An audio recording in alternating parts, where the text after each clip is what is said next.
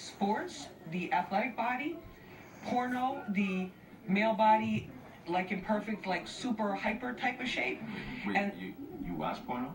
no, Oh gosh, this is uncomfortable. no, I don't. This is just a term. This term was coined by GQ magazine in 2014. I gotta use it. I'm so Porno for clarity's sake. What did I say? Porno, This is a legitimate. This is a legit. Nice try. You really. Okay, you're on my hot list right now. Okay. I'm gonna think of some good question like that for you.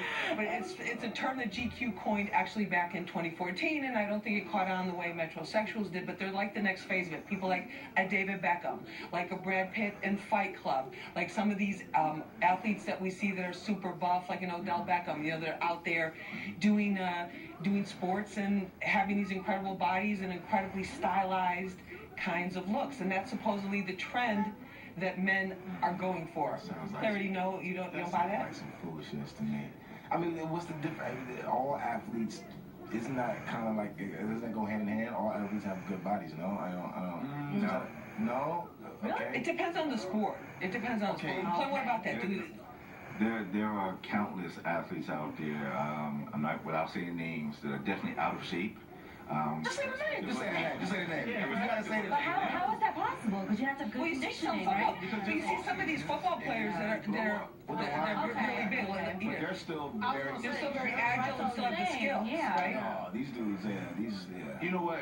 But it's the narcissistic aspect of it. I think that's what it. That's what it. And I think for women, Jen, it's like you're like, do you want your guy more worried about what he's doing in his career and his life and the community and all these things, or do you want him always constantly like, you know, Checking to make sure his hair is right, his like skin we have okay, to. but like outfit's good. It's kind of like you gotta have a balance between the two if you're a guy, to be honest. Especially in the sports world, like that should be the least of what you're concerned about. Yeah, but a lot of the athletes today, because it is such a visible thing now. It's not like back in the day where That's true, too. you only saw them on TV when they played the game. Now with social media, they're everywhere. It boils down to social media. I'm telling you. It keeps coming back to social media, right? In fashion now, like you see a lot, because now they film them getting out the car, walking through the tunnel. Russell Westbrook No, you're is a good absolutely right. example. You're right. And even flying, like getting on the plane to go to It a wasn't game. their fault, and now it's become a lot of People, hold on, the NBA. I was saying, but you're adding more value to your worth as well. If you look in the bar and people naturally want to go towards the winners. If you look like a winner in the aspect of your confidence and you're in your best shape, most people strive for that. When we go and look at a magazine, we're not going to the section that says, okay, this is the okay section. We're going to the You're section right. that's the fly. The superstar, the flyest, the newest.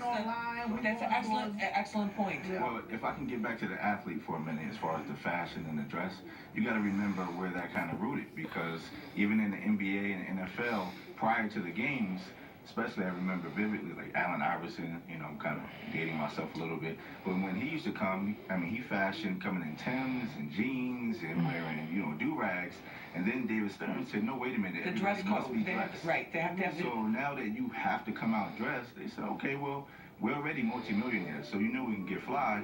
So I think now you're seeing that, and it's more prevalent through social media. But Jen, as a digital, put on your digital expert hat, but is this about the fact that now anybody that gets any kind of fame, they want to be thought of not just as a personality or a star, but a brand? Without a doubt. Like you have to be a brand. Without a doubt, I bet you all of these athletes that actually dress up and they get out the car and they walk down the arena or whatever, the next thing they're going to do is go to their phones, post straight to Instagram, and wait and see who's commenting and who's liking, if they'll be reposted, if they'll be on the best dress list. Like, that's just what it is now. And it's sad that we're relying on an internet platform to dictate our lives. Like, you got to live beyond Greg, that. what do you think about that? Because you use social media really in a very creative way. But I'm sure you've seen, as your numbers have gone up, as your followers have gone up, have people started treating you differently? Different offers being thrown your way? Yeah, I mean, the more all that increases, the brands, the level of quality of brands have increased for me. The visibility has increased. The opportunities, exposure.